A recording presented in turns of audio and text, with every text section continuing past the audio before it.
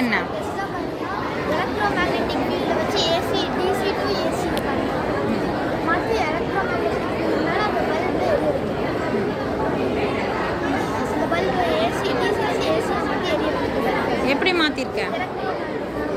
இந்த 2N condenser வந்து டிசிலேருந்து ஏசியாக மாற்றி இந்த இங்கே வந்து ரெசிஸ்டர் வச்சுருக்கு. ரெசிஸ்டர் வந்து இந்த இது ஓவர்ஃப்ளோ ஆகாமல் தடுத்து நம்ம ஈக்குவலான பவர் கொடுக்குது.